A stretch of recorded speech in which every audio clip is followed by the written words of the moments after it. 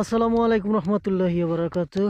প্রিয় গাইস, প্রিয় Facebook, YouTube, TikTok, Instagram back কিছুর ইউজার যারা আমাকে ভিডিওটা দেখবেন, আপনাদের জানাচ্ছি অনেক অনেক অভিনন্দন এবং স্বাগতম।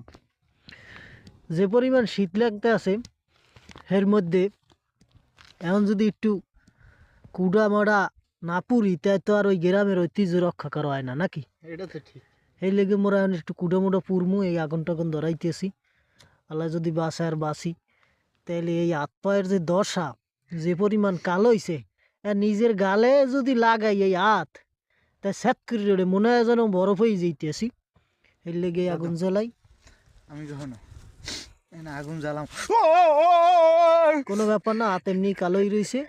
যদি একটু ব্যথা পাও কোনো সমস্যা হবে না। এবার দাদা গ্যাস লাইটটা হাতে লইছি, এইটা গা লাগি তো আমার কাম শেষ। সমস্যা নাই।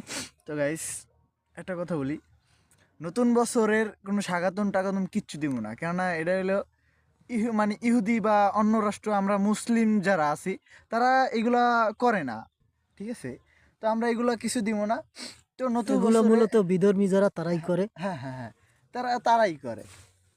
তো এইগুলো আমরা কোনো সময় করবো না। এবং আর দেখছি অনেকজনে এই আমগুনান জুয়াং বস, তারা অনেক কিছুই করে, বক্স বাজায়, তারপর পিকনিক খায়, এগুলো নতুন বছরের জন্য স্বাগতম। তারপর টিকটকে, ফেসবুকে অনেক রিলস, অনেক সব জায়গায় দেখি। এটাও করা উচিত না, কেননা আমরা হলাম মুসলিম, আমরা আল্লাহর জন্য নামাজ পড়বো, আল্লাহর জন্য সব কিছু করবো। এখন যদি নতুন নতুন বছর পাড়ায় যেতেছি, মানে আমরা এক ধাপ সামনে আগায় যাইতেছি, একদম পিছনে ফেলাইছে। মানে এক ধাপ পিছনে আগায় পিছনে যাইতেছি। তো এগুলা করা ভালো না, এগুলা করা অনেক খারাপ।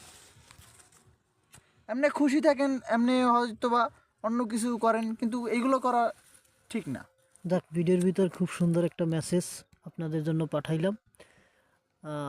অবশ্যই ভালো থাকবেন, সুস্থ থাকবেন। আল্লাহ হাফেজ। আল্লাহ হাফিজ, আসসালামু আলাইকুম।